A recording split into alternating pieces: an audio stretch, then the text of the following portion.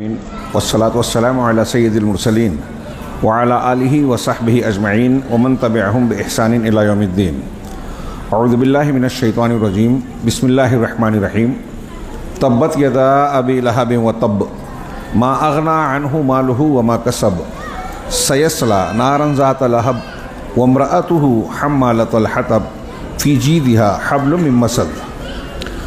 علماء کرام، بزرگوں، بھائیوں، دینی ماں اور بہنوں، یہ بہت واضح طور سے دکھائی دے رہا ہے کہ وقت کی درازی کی بنیاد پر کچھ لوگوں میں بے چینی ہے، بچوں کی آواز آ رہی ہے اور بعض لوگوں کو مجلس سے جانا پڑا۔ میں یہ عرض کرنا چاہوں گا کہ ایسی تربیتی مجلسیں ہیں ہمارے سماج اور معاشرے کے لیے، ہماری نئی نسل کے لیے، مرد اور خواتین کے لیے، عورتوں کے لیے بھی بطور خاص انتہائی، آج کی انتہائی شدید ضرورت ہے، اولین ضرورت ہے۔ کلکم راعٍ وکلکم مسئول عن رعیتہ، ابھی آپ سن رہے تھے۔ اس ذمہ داری، دین کی تعلیم و تربیت کی ذمہ داری کو نبھانا اور اپنی اگلی نسل کی دنیا کے ساتھ آخرت کی فکر کرنا ہماری اولین ذمہ داری ہے۔ یہ نمبر ایک بات ہے۔ وقت زیادہ نہیں ہے، مجھے تقریر کا موقع نہیں ہے۔ میں محسوس کر رہا تھا کہ شیخ فاروق انتہائی بھرپور، مدلل اور بہت ہی شاندار قسم کے تجزیاتی خطاب اور علم کو پیش کر رہے تھے۔ انتہائی ایسے خطرے کو بیان کر رہے تھے جس سے آگاہ کرنے کی ہمارے بہت سارے لوگوں کے لیے ضرورت ہے، اور اس خطرے سے بہت ساری بڑی تعداد متاثر ہے، اس میں جونج رہی ہے۔ اور آخر میں جیسا کہ مصطفیٰ بشیر صاحب نے بھی اشارہ کیا کہ آخر میں انہوں نے بہت ہی اختصار سے کام لیا۔ علی انجینئر کے بارے میں جو باتیں کہہ رہے تھے پوری شیعت اور رافضیت کی ہے۔ غامدی کے بارے میں جو مسائل بیان کر رہے تھے اس کا دو پہلو ہے، ایک حدیثوں کا کھلے طور سے انکار، اور دوسرا یورپ اور امریکہ سے متاثر ہونا۔ منکرین حدیث کی پوری جماعت ایسی ہے، ایک طرف جاہل ہیں، دوسروں سے مرعوب اور متاثر ہیں یورپ کی ترقیات سے۔ تو وہ امریکہ اور یورپ، مغرب کی دنیا کی افکار کی روشنی میں قرآن کی تشریح کرتے ہیں اور علماء کی تحقیر کرتے ہیں، علم کی تحقیر کرتے ہیں جس سے وہ خود نابلد ہیں۔ خیر، یہ بہت ہی شاندار خطاب تھا۔ میں تو یہ کہوں گا کہ اس سلسلے کو جاری رکھنا چاہیے۔ آپ اس کو، ہو سکتا ہے ہمارے یہاں اس کی عادت کم ہے، اس لیے کچھ لوگ طوالت کی وجہ سے، کچھ باتوں کی وجہ سے شاید اکتاہٹ محسوس کریں، لیکن میں یہ عرض کروں کہ سیکھنے سکھانے کے لیے، علم کے لیے علماء کی ایسی مجلس جس میں حقیقی معنی میں تربیت ہوتی ہے، علم دیا جاتا ہے، یہ زیادہ ضروری ہے۔ وہ مختصر صدر اختصار میں علم نہیں آتا۔ لکھ لیجیے، جو فیشن چلا ہے ہمارے یہاں سہل پسندی کا، شارٹ میں چھوٹا ایک صفحے کا مضمون پڑھ لیجئے، 2 منٹ کی کلپ سن لیجئے، تو آپ اپنے آپ کو تسلی دیتے ہیں کہ دین کی کچھ باتیں معلوم ہے۔ علم نہیں آتا، پختگی اور گہرائی نہیں آتی۔ خطرات کا علم اور صحیح علم جو آتا ہے وہ تفصیل میں آتا ہے۔ میں کبھی کبھی سوچتا ہوں ہمارے اسلاف نے جتنی موٹی موٹی لمبی لمبی کتابیں لکھ دی، ہم اتنا پڑھتے نہیں ہیں۔ علامہ ابن عساکر نے اپنی تاریخ ابن عساکر، تاریخ دمشق 80 جلدوں میں لکھی ہے، بڑی تختی میں۔ ابھی سعودی عرب میں سال چھپتے ہوئے شاید مکمل ہوئی ہے۔ ہاں، خطیب بغدادی کی 40 سے زیادہ جلدوں پر مشتمل تاریخ بغداد ہے۔ اتنا لکھا ہے انہوں نے، کتنا پڑھا ہوگا، کتنی تحقیق کی ہوگی۔ ہمارے پاس یہ تھوڑا سا وقت اہل علم سے استفادے کا نہیں ہوتا، بہت ہی افسوس کی بات ہے۔ وہ علم دوست تھے، ہم علم کی قدر نہیں پہچانتے۔ خیر، یہ تمہیداً میں نے پروگرام سے متعلق 1-2 بات کہی۔ اصل بات جو میں کہنا چاہتا تھا کہ اس پروگرام کو جو ترتیب دیا گیا اور اس کا جو عنوان رکھا گیا کہ بعض شخصیات کا تعارف، اور پھر شیخ فاروق صاحب نے تمہیدی کلمات میں جو اہمیت اور افادیت بتائی کہ علم سیکھنا ضروری ہے، دین سیکھنا ضروری ہے، اور سیکھنا ہے تو کس سے سیکھنا ہے۔ بہترین استدلالات کے ساتھ صحابہ اور سلف کے ارشادات کی روشنی میں بیان کیا کہ معتمد اور ثقہ لوگوں سے کیا ہے، اِنَّ هَذَا الْعِلْمُ دِینٌ فَانظُرُوا عَمَّنْ تَأْخُذُونَ۔ کیا حضرت ابن سیرین کا کہ یہ علم دین ہے، دین، لہٰذا تم سیکھو۔ کس سے لے رہے ہو؟ کسی سے بھی لے رہے ہو کیا؟ دین سیکھنا کس سے ہے؟ تو میں اس سے آگے کی ایک پہلو پیش کرنا چاہتا ہوں کہ یہ تو ہم نے جان لیا کہ دین کی معاملہ اتنا نازک ہے، اور انہوں نے جیسے صحابہ اور تابعین یا بعد کے لوگوں کا کہا، میں اس میں ایک مرحلہ اضافہ کرنا چاہتا ہوں کہ یہ بات آپ کو قرآن میں نظر آئے گی، اللہ کے نبی صلی اللہ علیہ وسلم کی سیرت اور تعلیمات و ہدایات میں نظر آئے گی۔ ہم قرآن کی پہلی جو سورہ پڑھتے ہیں ہر نماز کی ہر رکعت میں، ہاں، علامہ ابن تیمیہ رحمہ اللہ کے بغیر ایک بندے کے لیے، ایک انسان کے لیے، مومن کے بعد بجائے میں انسان کہہ رہا ہوں، سب سے زیادہ ضروری، سب سے زیادہ مفید، سب سے زیادہ اہم دعا وہ ہے جو سورہ فاتحہ میں ہے، اہدنا الصراط المستقیم سے آخر تک۔ صراط مستقیم کی رہنمائی اور توفیق ملے، یہ دعا مانگ رہا ہے بندہ۔ اس سے زیادہ ضروری کوئی چیز ہے ہی نہیں، کیونکہ دنیا کی سعادت، آخرت کی نجات اس صراط مستقیم کے بغیر ممکن ہی نہیں ہے۔ کھانا پینا، جائیداد، اقتدار، کچھ بھی مل جائے، یہ نہیں ملی تو آپ کو کچھ نہیں ملا، اور یہ مل گیا سب مل گیا۔ تو اب صراط مستقیم اس کی تعین کرتے ہوئے اللہ نے جو دعا سکھائی، صراط الذین انعمت علیہم غیر المغضوب علیہم ولا الضالین، دو پہلو ہے، انعام یافتہ لوگوں کا طریقہ، مغضوب علیہم اور غیر مغضوب اور ضالین، ان کا راستہ نہ ہو۔ یہ دونوں پہلو ضروری ہیں کہ کیسا ہو جس کا راستہ ہمیں اختیار کرنا ہے، اور کیسا نہ ہو جس کے راستے سے ہمیں بچنا ہے۔ علامہ ابن تیمیہ نے ایک کتاب لکھی، اقتداء الصراط المستقیم فی مخالفت اصحاب الجحیم۔ صراط مستقیم کا تقاضا یہ ہے کہ اصحاب جحیم کے مخالفت کی جائے۔ پوری لمبی ایک ایک پہلو پیش کیا ہے اس میں۔ اب قرآن کو دیکھیے، آپ اس میں جگہ جگہ پائیں گے کہ اللہ تبارک و تعالیٰ کہے وَاتَّبِعْ سَبِيلَ مَنْ أَنَابَ إِلَيَّ، کہ اتباع کیجئے اس کی جو میری طرف انابت کرتا ہے، پلٹتا ہے۔ اللہ تعالیٰ کہہ رہا ہے ہم سے اور آپ سے، ہاں، اتبعوا ما انزل الیکم من ربکم اطیعوا اللہ اطیعوا الرسول، اللہ اور رسول کی اطاعت و اتباع کے حکم کے ساتھ یہ کہا کہ جو میری طرف انابت کرتا ہے اس کی اتباع کرو۔ اب یہ کیسے پتہ چلے گا کہ اللہ کی طرف انابت کرنے والا کون ہے اور کون ہے جو اللہ کی طرف انابت کرنے والا نہیں ہے؟ یہ ایک پہلو، میں صرف دلیل کی طرف اشارہ کر رہا ہوں۔ یہ جو سوال اٹھاتے ہیں کہ ہمارے ہاں یہ جو موضوع اختیار کیا گیا ہے شخصیات کے تعارف میں، کچھ گمراہ لوگوں کی گمراہیاں، منحرف لوگوں کے انحرافات کو بیان کر کے لوگوں کو آگاہ کیا جائے، یہ میں مانتا ہوں بہت بہت بہت ضروری ہے۔ یہ قرآن کا اسلوب ہے، یہ اللہ کے رسول صلی اللہ علیہ وسلم کی تعلیم کا حصہ ہے۔ اس کے بغیر آپ غیر مغضوب علیہم اور ضالین کو کیسے پہچانیں گے؟ آپ اس میں فرق کیسے کریں گے کس کی اطاعت کرنا ہے کس کی نہیں کرنا ہے؟ اللہ تعالیٰ نے کہا ہے، انبیاء کرام کا ذکر کر کے سورۃ الانعام میں 18 انبیاء کا ذکر کیا، بیچ میں کچھ ہدایات کے بعد آخری میں کہا اولئک الذین ھداھم اللہ فبھداھم اقتدہ، یہی وہ لوگ ہیں جن کو اللہ نے ہدایت دی ہے، ان کو راستہ رہنمائی دیا، وحی نازل کی ہے، اور انہی کی ہدایت کو محصور کر دیا کہ انہی کی ہدایت کی آپ کو اقتداء کرنی ہے، دوسروں کے راستے پہ، نبی کے خلاف راستے پہ نہیں چلنا ہے۔ اور آخری نبی صلی اللہ علیہ وسلم کی شریعت ساری ناسخ ہے، کامل شریعت ہے، لہٰذا نبی کریم صلی اللہ علیہ وسلم کی شریعت سیکھنی ہے۔ اب کیسے سیکھا جائے؟ ایک اچھا بہت اہم ٹاپک ہے یہ، کیسے جانا جائے، کس سے سیکھیں کس سے نہ سیکھیں۔ ہمارے ہاں لوگ کہتے ہیں ہم تو جاہل ہیں اس لیے تقلید کرتے ہیں۔ کل رات کے درس میں بھی، پرسوں میں نے تھوڑی اس میں تفصیل بیان کی، اس وقت موقع نہیں ہے، تو کیسے؟ تو ہم سوال کرتے ہیں، کچھ لوگ کہتے ہیں کہ ہم اسی لیے تقلید کرتے ہیں کہ ہم قرآن حدیث نہیں سمجھ سکتے۔ تو وہاں ایک سوال یہ اٹھتا ہے کہ قرآن حدیث آپ نہیں سمجھ سکتے تو یہ کیسے سمجھ سکتے ہیں کہ اس سے سیکھنا ہے اس سے نہیں سیکھنا ہے، یہ شخصیت معتبر ہے یہ غیر معتبر ہے، یہ کیسے پتہ چلے گا آپ کو؟ اور جس شخصیت کو آپ معتبر سمجھ رہے ہیں اگر وہ معتبر ہے اور وہ بھی قرآن حدیث نہیں سمجھ سکتی تو وہ بھی جاہل ہوا، تو اس کو بھی تقلید کر رہا ہے، تو جو تقلید کر رہا ہے وہ جاہل ہے، تو جاہل سے آپ کیسے پوچھ سکتے ہیں، دین سیکھ سکتے ہیں؟ اللہ تو کہہ رہا ہے فَاسْأَلُوا أَهْلَ الذِّكْرِ، اہل ذکر سے پوچھو اگر تم کو علم نہیں ہے، ان کنتم لا تعلمون۔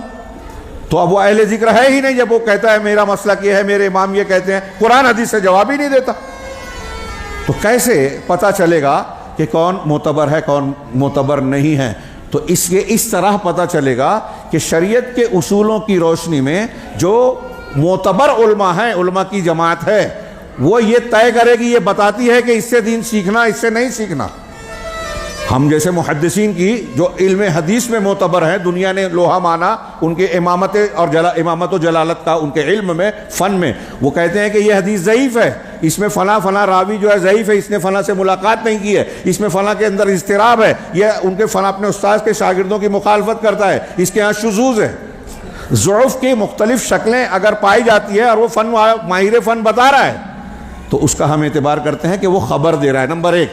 اور جس کی روایت ضعیف ہے اس کو بتا رہے ہیں کہ فلاں ضعیف ہے، فلاں منکر الحدیث ہے، فلاں وضاح ہے، فلاں کذاب ہے، متہم بالحدیث ہے، متہم بالکذب ہے. یہ سب درجات ہیں الگ الگ، اس کی تفریق کا یہ موقع نہیں ہے کہ میں بیان کروں. تو اب راوی کو جب ہم کو یہ پتہ چلا، یہ بتایا نا انہوں نے کہ یہ راوی ضعیف ہے، یہ موضوع وضاح ہے، گڑھنے والا ہے، جھوٹی حدیثیں بیان کرتا ہے، فلاں فلاں استاذ کے نام سے اپنی باتیں بیان کرتا ہے اور حدیث بتا دیتا ہے. تو اب کوئی یہ کہتا ہے، یہ کہے گا کہ ارے نام لے کے آپ کیوں رد کر رہے ہو اس کا؟ یہ اس لیے رد کر رہے ہیں کہ یہاں اس کی شخصیت کی بات نہیں ہے، یہ غیبت کے زمرے میں نہیں آتا. یہ دین کی خدمت ہے، یہ دفاع عن الدین ہے، دین کی حفاظت ہے. کہ اگر جھوٹی روایتوں کو، غلط حکایتوں کو واضح نہ کیا جائے تو اصلی دین غائب ہو جائے گا، خلط ملط ہو جائے گا، اور دین اپنی شفاف شکل میں نہیں رہے گا. اور اللہ تبارک و تعالیٰ نے ہم کو اس بات کا مکلف بنایا ہے کہ منکر کا انکار کریں. تو منکر کے انکار کا ایک پہلو یہ ہے کہ بدعت کا جیسے رد کیا جاتا ہے، اہل بدعت کو بھی واضح کیا جائے. بعض موقعوں پر اس کی ضرورت پڑتی ہے کہ نام لیا جائے، بعض موقعوں پر نہیں. اب جیسے جن لوگوں کا نام شیخ نے ابھی بیان کیا، اس سے پہلے ہم لوگ سن نہیں پائے، افسوس کی بات ہے، دکتور عبدالرحمن کے خطاب کو، اس میں جن لوگوں کا نام کیا، یہ وہ مشہور نام ہے جن کے ناموں سے، جن کے پیچھے چل کے ایک زمانہ، ایک تعداد، بڑی تعداد گمراہی کا شکار ہو رہی ہے، ان کے فریب میں مبتلا ہے، ان پر اندھا اعتماد کر رہی ہے. حالانکہ حقیقت میں وہ اعتماد کے لائق نہیں ہیں، وہ اس لائق نہیں ہے کہ ان سے دین سیکھا جائے. وہ خود صحیح عقیدے کی تعلیم کے محتاج ہیں. اندھا کیا رہنمائی کرے گا؟ وہ خود اندھے ہیں، کیا راستہ بتائیں گے؟ ابھی آپ نے سنا کہ عقائد میں انحرافات ہے. صحابہ کرام کے تعلق سے جو کچھ بیان کیا گیا، شیخ کہہ رہے تھے کہ رضی اللہ عنہ کا وہ کہتا ہے، دیکھیے کتنی جہالت ہے کہ فتح مکہ کے وقت کی. اب سورہ توبہ میں اللہ تعالیٰ نے والسابقون الاولون من المہاجرین والانصار کے آیت میں بھی کہا رضی اللہ عنہم ورضوا. آخری مکمل سورہ جب آپ تبوک سے لوٹ رہے تھے تب کی ہے. تو تبوک کتنی بعد میں ہوا فتح مکہ کے؟ تو اب اس میں جو تبوک تک جو مسلمان تھے، کیا وہ شامل نہیں ہیں؟ سورہ حدید میں اللہ تبارک و تعالیٰ نے واضح کہا کہ جو فتح سے پہلے اور فتح کے بعد جو مسلمان ہوئے، قتال کیا، خرچ کیا اور قتال کیا، کُلًّا وعد اللہ الحسنى، اللہ نے ہر ایک کے لیے حسنہ کا وعدہ کیا ہے. حسنہ سے مراد جنت ہے. اب جو کہہ رہا ہے یہ مرزا قرآن کا رد کر رہا ہے، انکار کر رہا ہے، اور اگر جانتے بوجھتے کرتا ہے تو کفر کا فتویٰ لگ سکتا ہے. ہم تکفیر میں احتیاط کرتے ہیں، اس کے اصول ضابطے ہیں، اور ہمارا نوجوان اس کو کہتا ہے کہ اس کے پیچھے جا رہا ہے. کہ ڈاکٹر اسرار وحدت الوجودی عقیدہ، ہاں ڈاکٹر ذاکر نائک، کئی انحرافات پیش کیے شیخ نے. عقائد میں اختلاف ہے ان کے ہاں، دعوت میں اختلاف ہے ان کے ہاں. ابھی آپ نے سنا کہ وہاں توحید عبادت جو انبیاء کرام کی دعوت کا آغاز ہے، خلاصہ ہے، مرکزی نقطہ ہے، اس کو یہ لوگ پیش ہی نہیں کرتے. یہ جتنی دعوتیں ہیں آپ کو کہیں بھی توحید کے اخلاص العبادت للہ نہیں ملے گا جو انبیاء کی دعوت کی بنیاد ہے، جسے صرف اور صرف روئے زمین پر میرے علم کے مطابق اہل حدیث جماعت پکڑے ہوئے ہے، اور کوئی کسی کے آپ کو یہ دعوت نہیں ملے گی. یہ بہت واضح مثال ہے کہ انبیاء کے منہج، اسلوب دعوت کو کس نے اختیار کر رکھا ہے. خیر، میں یہ عرض کر رہا تھا کہ اس کی بات کو کہیں کہیں نام لینا ضروری ہوتا ہے. ہاں ابھی میں نے ایک سورہ پڑھی، آپ سب کو یاد ہوگی. اللہ تبارک و تعالیٰ نے ابو لہب، کنیت ہے، میں نام کہوں چلے گا، اس کا نام عبدالعزیٰ تھا، تو ابو لہب کا نام یا کنیت لے کر کہا، تعین کی نا، تبت یدا ابی لہب. اور پھر آگے اس کی بیوی کا بھی ذکر کیا، وامرأتہ حمالۃ الحطب. مجھے لگتا ہے کہ ترجمے کی ضرورت نہیں ہے، لیکن رد کیا نا. اب آپ کہیں کہ وہ تو کافر تھا، تو اس کے رد کی ضرورت تھی. معاشرے میں وہ زندہ تھا، نبی صلی اللہ علیہ وسلم کا سگا چچا تھا، سرداران قریش میں شمار ہوتا تھا، دولت مند تھا، ایک صاحب اقتدار تھا، صاحب اختیار تھا. رد کیا کہ نہیں کیا اللہ تبارک و تعالیٰ نے؟ نام لے کر کیا. بہت سے لوگوں کا، جیسے منافقین کا رد کیا، تو کچھ تو عمومی رد ہے. سورہ بقرہ پڑھیے، ہاں سورہ نساء، سورہ توبہ، سورہ منافقون ان کے نام ہی سے ہے. اور بھی صورتوں میں مومنین اور کافرین سے زیادہ اللہ تعالیٰ نے منافقین کی علامتیں، ان کی صفات اور ان کے طور طریقوں کو بیان کیا ہے. تو کہیں تو عمومی طور سے ان کا تذکرہ کیا ہے، تعارف کیا ہے، پہچان بتائیے، اور کہیں کہیں اس طرح سے ذکر کیا ہے کہ خصوصی طور سے تعیین ہو جاتی ہے. ہاں خصوصی طور سے تعیین ہو جاتی ہے. حضرت عبداللہ بن ابی بن سلول کے بیٹے سچے مسلمان اور صحابی رسول تھے. ہاں انہوں نے درخواست کی کہ میرے ابا کا انتقال ہو گیا، آپ نماز جنازہ پڑھ دیجئے. پورا واقعہ آپ جانتے ہیں. ہاں اللہ کے نبی صلی اللہ علیہ وسلم پڑھانے چلے گئے، حضرت عمر روکتے رہے، آپ پڑھانے کے لیے کھڑے ہو گئے، ہاں تو اللہ تبارک و تعالیٰ نے قرآن کی آیت اتاری کہ لا تصلی علی احد منہم مات ابدا، کہ ان میں سے کوئی اگر مر جائے تو ان کی نماز جنازہ نہیں پڑھنا، کھڑے نہیں ہونا ان کے قبر پہ۔ کس سے کہہ رہا ہے اللہ تعالیٰ؟ اللہ کے اپنے رسول سے کہہ رہا ہے۔ منافقین کے بارے میں کس کے بارے میں کہہ رہا ہے؟ ان کے بیٹے زندہ ہیں، سماج میں معاشرے میں اس کے ماننے والے، سردار ماننے والے زندہ ہیں۔ اب اللہ کے رسول اللہ کو کہہ دیا گیا کسی منافق کے پیچھے نماز پڑھنا نہیں، جب ظاہر ہو گیا اس کا نفاق، نہیں پڑھی نماز۔ پھر بعد کے لوگوں کی، صحابہ کرام نہیں پڑھتے تھے۔ تو آج ہمارے ہاں جو اعتدال اور یہ شدت پسندی کی جو اپنی خود ان کی دماغ میں پیدا کی ہوئی تعریف اور اپج ہے کہ کوئی دین پر عمل کرتا ہے تو کہتے ہیں کہ شدت ہے۔ ابھی آپ سن رہے تھے کہ ایک پردے کو کہہ رہا تھا کہ شدت اور غلو ہے، داڑھی کو کچھ لوگ کہتے ہیں۔ تو اب کوئی یہ کہے کہ اللہ کے نبی صلی اللہ علیہ وسلم کے زمانے میں تو یہ ہوتا تھا کہ منافق کے ساتھ کی نماز جنازہ نہیں پڑھ جائے۔ آج ہم ذرا مجبور ہیں، ارے کسی کو برا مت کہو، جو جیسا کرتا ہے کرنے دو۔ اسلام کا نام لے کے انجینئر کہہ رہا ہے، ڈاکٹر ذاکر نائک اللہ کی رویت کا انکار کر رہے ہیں، صحابہ کرام پہ تنقید کر رہے ہیں، تو کوئی حرج نہیں ہے۔ شیعت اور رافضیت سنیوں میں بیان کر رہا ہے، ہمارا اہل حدیث رافضیت کو بڑھاوا دے رہا ہے۔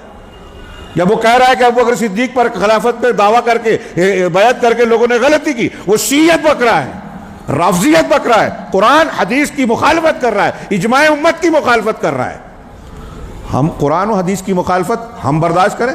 کون سی چیز ہے؟ آپ کو کیسے فیصلہ کرتے ہیں؟ ہاں میں یہی سوال کرنا چاہتا ہوں، یہ ایسے علماء کی اور اس مجلس کی کتنی ضرورت ہے، اندازہ لگائیے۔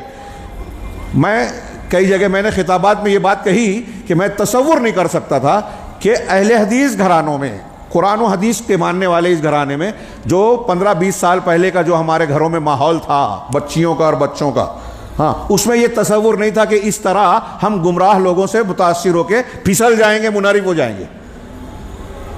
ایک بچی چلی جاتی تھی کسی بدعتی گھر میں تو وہ بدعتی گھر جو ہے کچھ دنوں میں سنی ہو جاتا تھا، بدعتوں سے توبہ کر لیتا تھا۔ آج الٹا ہو گیا ہے، ہمارا نوجوان جا رہا ہے اور کہیں کہیں سوال کرتے ہیں، ارے ڈاکٹر اسرار کو آپ کہہ رہے ہیں، ڈاکٹر علی انجینئر کو کہہ رہے ہیں، کیوں نہ کہیں؟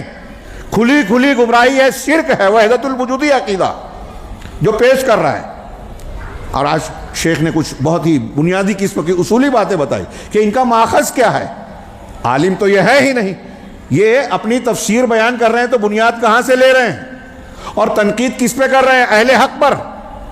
خیر، اللہ تبارک و تعالیٰ نے ابو لہب کا نام لے کے رد کیا۔ میں یہ عرض کر رہا تھا، ایسی بیسیوں میں سے کئی مثالیں میں نے اشارات لکھے ہیں کہ بھائی جن لوگوں نے حضرت عائشہ صدیقہ رضی اللہ تعالیٰ عنہ پر تہمت لگائی تھی، اللہ نے ان کی تعیین کر کے کہا ان الذین جاؤوا بالافک عصبۃ منکم لا تحسبوہ شرا لکم بل هو خیر لکم۔ اس کے آگے والی پوری آیت پڑھیے سورہ نور کی، ہاں کہ جن لوگوں نے عفق اور تہمت لگانے کا کہ جرم کا ارتکاب کیا ہے، ہاں وہ تمہارے ہی اندر سے ایک جماعت ہے، اس میں منافقین بھی تھے اور بعض سچے مسلمان بھی بہک گئے تھے، جیسے آج ہمارے یہاں کچھ لوگ متاثر ہو جاتے ہیں۔ اللہ نے تنبیہ کی۔ اب جو لوگ اس قسم کے تھے، اس میں آگے والذی تولی کبرہ میں عبداللہ بن ابی مراد تھا، اس کا ذکر کیا، نام نہیں ہے لیکن تعیین تو ہے نا۔ اللہ کے رسول اللہ تعالیٰ نے بتایا نا کہ یہ جھوٹے ہیں، یہ جھوٹا الزام لائے ہیں اور اللہ کے رسول اللہ کے حرم کو نشانہ بنا رہے ہیں، یہ بھی کفر سے کم نہیں ہے۔ اب اگر کوئی اس آیت کے بعد اہل علم سلف کہتے ہیں جو حضرت عائشہ کو برا بھلا کہے وہ کافر ہو جائے گا، کیونکہ وہ قرآن کی آیتوں کا رد کر رہا ہے۔ اور یہ روافظ اور ان کے ہم نوا، وہ انجینئر ہو یا سلمان ہو، یہ انکار کرتے ہیں، یہ اس آیت کا انکار کرتے ہیں، حضرت عائشہ پر بھی حرف گیری کرتے ہیں۔ میں نے ایک آدھ کلپ سنی ان کی، حضرت عائشہ کی شان میں بھی گستاخیاں کرتے ہیں، ام المومنین۔ بہرحال تو اللہ تبارک و تعالیٰ نے تعیین کر کے ان منافقین کی سرزنش کی، ان کا رد کیا۔ ایسی بیسیوں آیتیں ہیں، بہت ساری جگہوں پہ ملے گا کہ سورہ توبہ میں انہوں نے کہا کہ ہمارے ساتھ جو چل رہے ہیں یہ ایک پیٹو ہیں، ایسے ہیں، مقابلے میں بزدل ہیں۔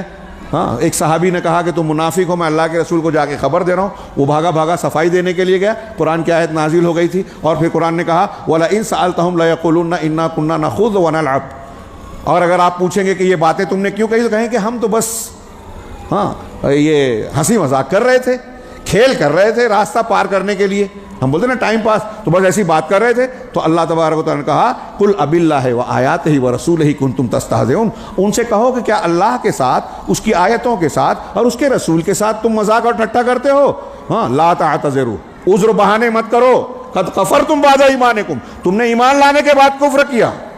یہ جو جن لوگوں نے بات کہی تھی وہ متعین تھے کہ نہیں تھے؟ ان کو اللہ نے بے نقاب کیا کہ نہیں کیا؟ یہ تو ابو لہب کا میں نے نام بتایا، منافقین کا ذکر کیا، صحابہ کرام سے بھی کھلی کھلی تنبیہ کی۔ دیکھیے اب یہاں یہ بھی فرق ملحوظ رہے کہ ایک ہوتا ہے منہج میں غلط، ایک ہوتا ہے غلط فہمی کا شکار، تو اس میں بھی قرآن کا اسلوب الگ الگ ہے۔ غزوہ احد کا موقع ہے اور دوسرے مواقع پر صحابہ کرام سے جب غلطی ہوئی تو اللہ تعالیٰ نے ان کی جو ہے تنبیہ کی، وما محمد الا رسول قد خلت میں، تو کہا کہ محمد صلی اللہ علیہ وسلم کی شہادت ہو گئی، ایسی خبر پھیلی، بیٹھ گئے کچھ لوگ میدان سے ہٹ گئے، اللہ تبارک و تعالیٰ نے ان کی تنبیہ کی۔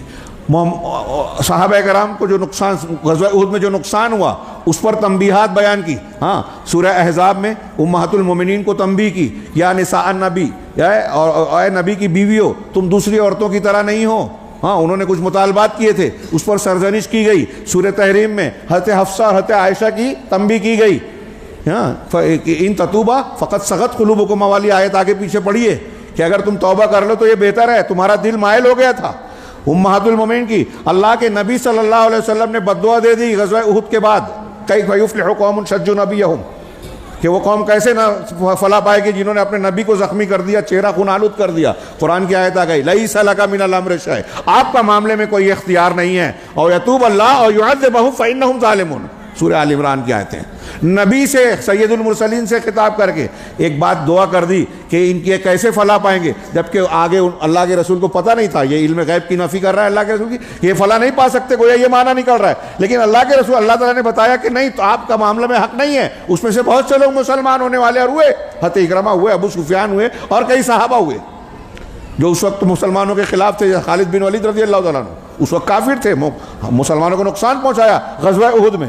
اللہ کے رسول صلی اللہ علیہ وسلم کی تنبیہ ہوئی کہ نہیں آپ یہ غلطی کر رہے ہیں۔ اللہ کے رسول صلی اللہ علیہ وسلم نے نکاح کے سلسلے میں تھوڑا جھجکے آپ کہ اپنے منہ بولے بیٹے کی مطلقہ زینب سے کیسے شادی کروں۔ اللہ تبارک تعالیٰ نے اس سلسلے میں سورہ احزاب میں جو کہا پڑھیے، انداز آپ کا ہدایت بھی ہے، تھوڑا تنبیہی پہلو ہے۔ یہاں تک جملہ ہے وَتَخْشَى النَّاسَ وَاللَّهُ أَحَقُّ أَن تَخْشَىٰ، آپ لوگوں سے ڈر رہے تھے، اللہ اس کا زیادہ حقدار تھا کہ آپ ڈرے۔ آج ہمارے ہاں لوگ لوگوں کے ڈر کی وجہ سے کہتے ہیں ارے کسی کا رد مت کرو، غلط کو غلط مت کہو، شرک کو شرک مت کہو، بدعتی کو بدعتی نہ کہو، نام لے کے رد نہ کرو۔ نام لے کے رد کرنا بہت ضروری ہے۔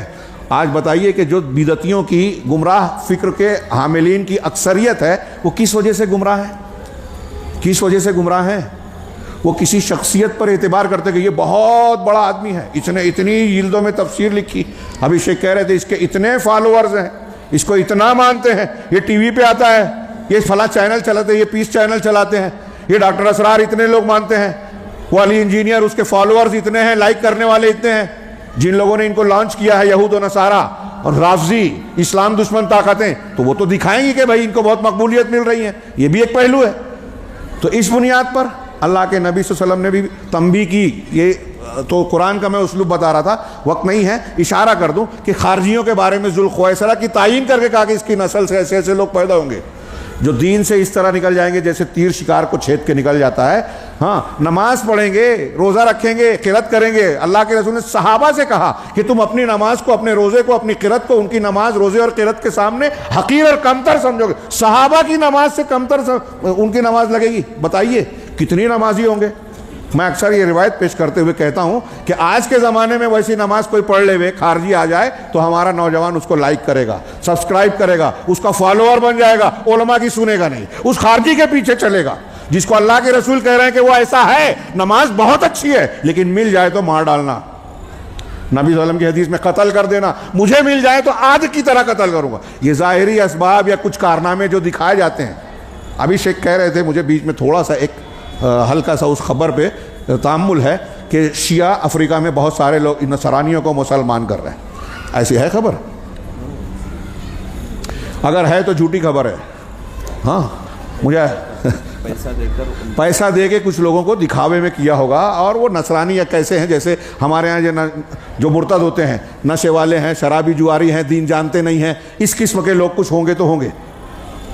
علامہ ابن حزم کی ایک بڑی پیاری بات مجھے یاد آتی ہے، الفاظ یاد نہیں ہیں، وہ کہتے ہیں کہ آپ اہل بدعت کی تاریخ پڑھ لیجئے، منحرف لوگوں کی، یہ کبھی کسی ملک کو فتح کر کے مسلمانوں کے حق میں مسلمانوں کے حوالے نہیں کریں گے، ان کی تاریخ میں نہیں ہے۔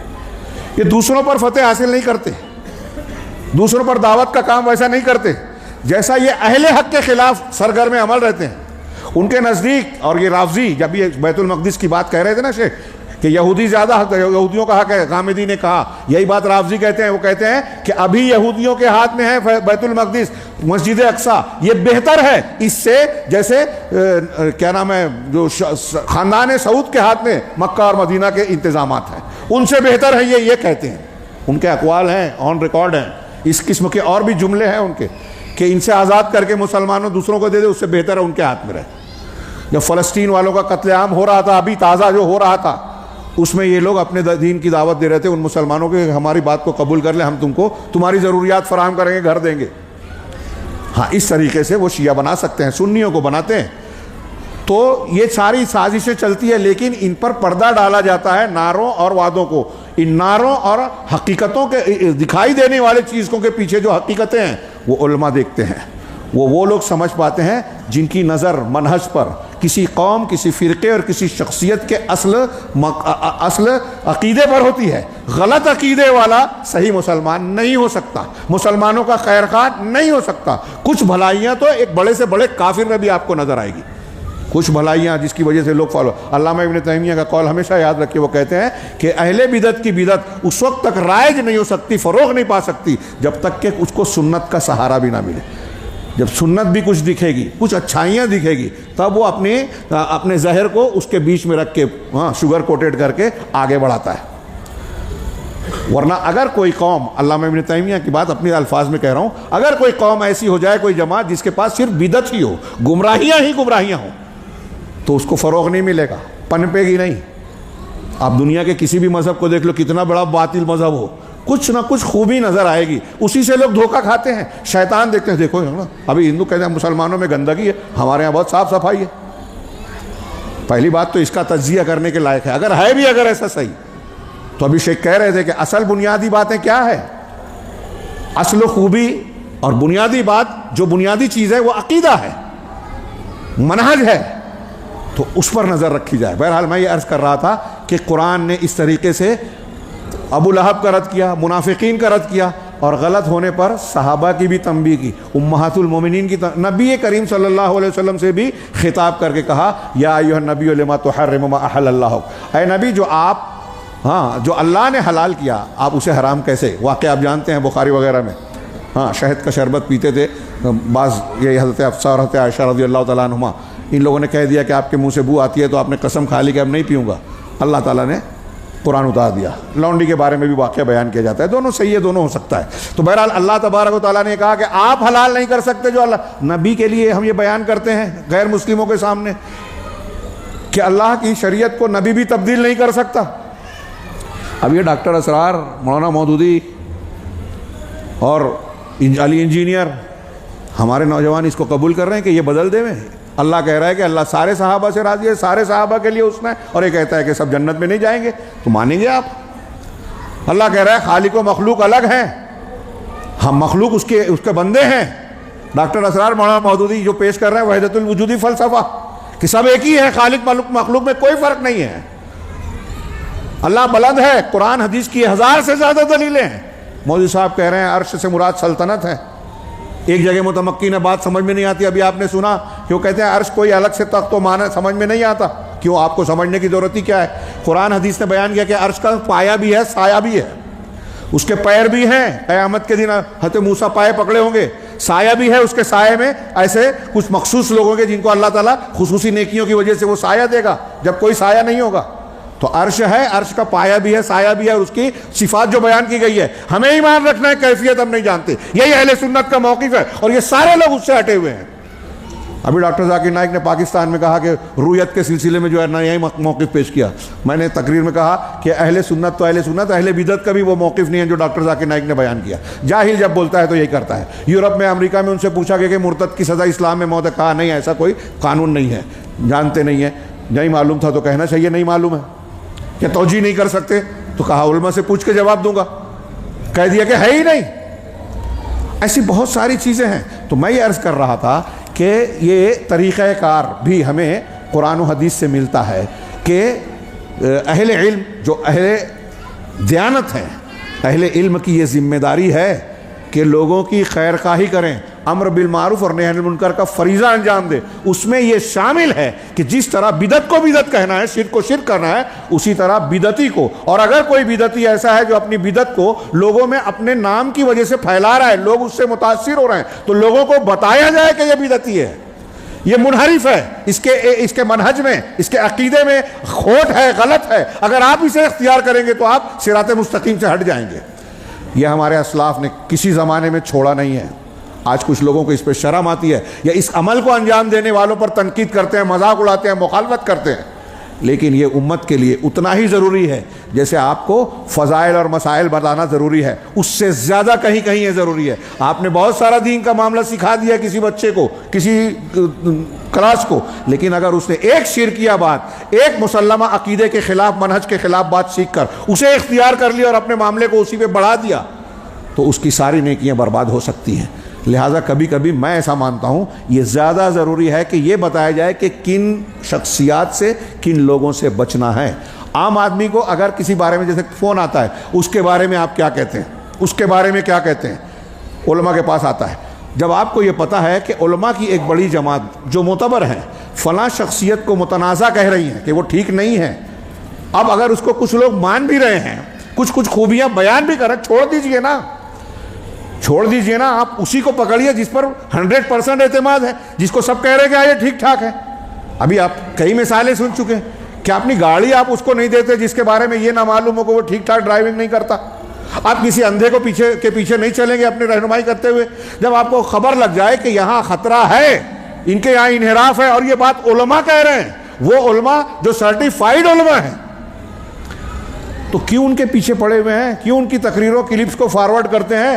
کیوں ان کو لائک کر رہے ہیں؟ کیوں ان پر بحث کر رہے ہیں؟ مار دیجئے ان کا ذکر نہ کر کے، ان کو لائک مت کیجئے۔ آپ جب پڑھتے ہیں، سنتے ہیں، تو آپ کی بھی تعداد آتی ہے، اور کچھ لوگ بولتے ہیں دیکھو اتنے لاکھ ہو گئے ان کو سننے والے، تو آپ بھی اس کی مدد کرنے والوں میں شامل ہو رہے ہیں۔ تو ہم دیکھیں امام شافعی، انہوں نے منکر اپنے زمانے کے منکرین حدیث کا رد کیا۔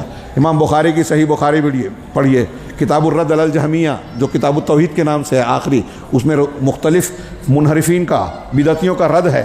ہاں، اسی طرح پوری کتاب میں کئی جگہوں پہ، کتاب الحیل میں، قال بعض الناس والے الفاظ میں بہت سے لوگوں کا رد کیا۔ امام احمد نے اپنے دور کے محاسبی اور کئی بدعتیوں کا، جہمیہ کا رد کیا، الگ سے کتابیں لکھی، رسالے لکھے، ان کے بیٹے ابو عبداللہ نے لکھی، امام آجری نے، امام لالکائی نے، امام ابن بطہ نے، امام ابن خزیمہ نے۔ ہاں، کسی زمانے میں ہمارے علماء نے یہ میدان خالی نہیں چھوڑا۔ جو اس وقت کی گمراہی نظر آئی، اس گمراہی کو رد کیا، اور اگر اس زمانے کا کوئی بڑا گمراہ شخص ہے تو واضح کیا کہ دیکھو یہ گمراہ ہے۔ ہمارے ماضی میں بھی، آج بھی جو عرب کے جو کبار علماء اور مشائخ ہیں، علامہ البانی کی ایک مقدمہ پڑھ رہا تھا، شرح العقیدہ طحاویہ کا 75 صفحے کا مقدمہ ہے، انہوں نے اس میں عبد الفتاح ابو غدہ، ہاں مجلسوں میں کہتا ہوں، یہاں بھی کہہ دوں، کسی کو برا لگے گا، کہ اس کو میں مانتا ہوں سڑا ہوا حنفی۔ ہاں، تو یہ لوگ جو تھے، یہ ان کے موقف کے خلاف، یہ فروعاً حنفی ہیں لیکن عقیدے میں یہ اشعری ماتریدی ہیں۔ ابھی جن فرقوں کا ذکر کر رہے تھے شیخ، جہمیہ اور جہمیہ سے نکلنے والی شاخیں، معتزلہ، اشاعرہ، ماتریدیہ، ان کے یہاں صفات کا انکار اور تعویل کی جو بیماری اور گمراہی پائی جاتی ہے، وہ ان کے یہاں بھی ہے۔ الو کا انکار ہے، اللہ ہر جگہ وغیرہ وغیرہ، امام ابو حنیفہ کا یہ عقیدہ نہیں ہے، ان کا ہے۔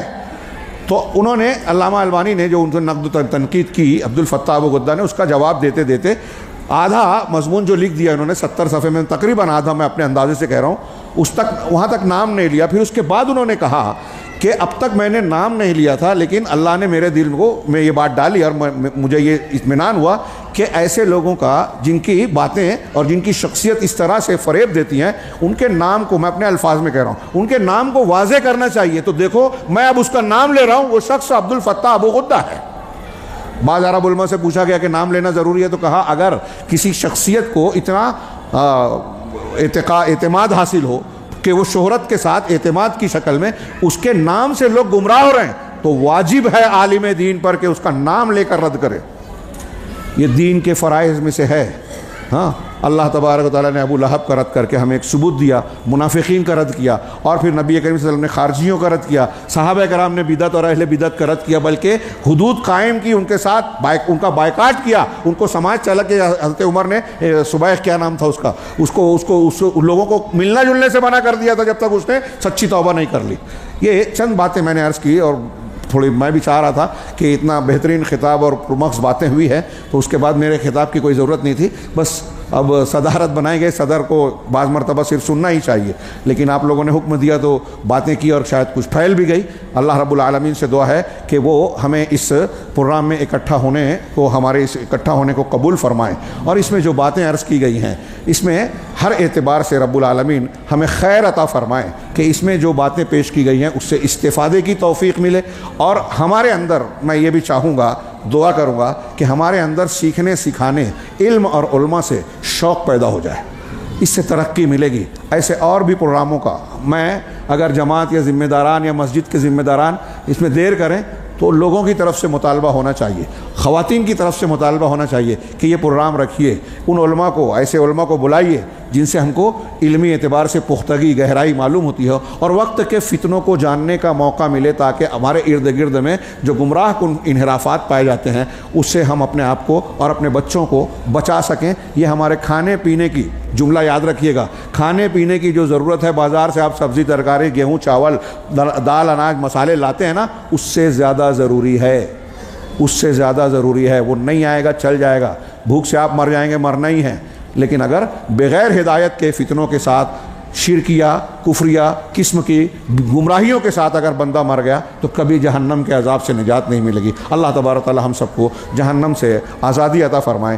میں آخر میں شیخ محترم جنہوں نے اتنے بھرپور بہترین پرمغز خطاب سے نوازا، ان کے حق میں دعا کروں گا کہ ہم سب کی طرف سے اللہ تبارک تعالی موصوف کو جزائے خیر عطا فرمائے، دکتور عبد الرحمن کو جزائے خیر عطا فرمائے۔ عام طور سے طریقہ یا تو یہ ہوتا ہے کہ جو اناؤنسر ہوتے ہیں وہ شکریہ ادا کرتے ہیں، میں اپنی طرف سے اور تمام حاضرین کی طرف سے بھی ان کا شکریہ ادا کرتا ہوں، اور سب سے پہلے اللہ رب العالمین کے ہم شکر گزار ہیں۔ اس کے بعد اس پروگرام کے منتظمین، محرکین، معاونین اور مسجد کے ذمہ داران کا بھی شکریہ ادا کرتے ہیں، اور بہت مجھے خوشی ہے اتنی دیر تک پروگرام چلا کہ ہمارے بہت سارے بھائی ایسے ہیں جو شہر مالیگاؤں سے باہر سے تشریف لائے ہیں، جیتانا کے کچھ حضرات نظر آ رہے ہیں اور دوسرے علاقوں کے حضرات نظر آئے، اللہ تبارک تعالیٰ ان کی اس آمد کو بھی قبول فرمائے۔ اور مجھے خاص طور سے میں یہ ذوق رکھتا ہوں کہ اس پروگرام میں جو کچھ بیان کیا گیا ہے آپ اسے نوٹ کریں۔ ایسے پروگراموں میں ہمارے پاس قلم اور کاغذ ہونا چاہیے، خاص پوائنٹ نوٹ کریں۔ شیخ نے کہا فلاں کتاب کا مطالعہ کریں، انہوں نے اپنی کتاب کا حوالہ دیا، کم وقت کی وجہ سے کچھ چیزوں کو اشارہ کیا، ہمیں اس کو تفصیل سے پڑھ لینا چاہیے جب موقع ملے تو، اور کچھ خاص باتیں اگر بیان کی ہیں اسے نوٹ کرنا چاہیے، ہمیں یاد کر کے دوسروں تک جو ہمارے ارد گرد کے لوگ ہیں انہیں بھی اس سے آگاہ کرنا ضروری ہے، اور پھر یہ ایک سلسلہ بندھے جس سے وہ جو چیز سن لیا اسے بس بھول گئے، سن کر اڑا دیا، یہ نہیں ہونا چاہیے، اور یہ سلسلہ ہم دعا کریں گے کہ اللہ تبارک تعالیٰ مزید توفیق دے اور یہ سلسلہ جاری رہے۔ وآخر دعوانا ان الحمد للہ رب العالمین وصلی اللہ علی نبینا محمد۔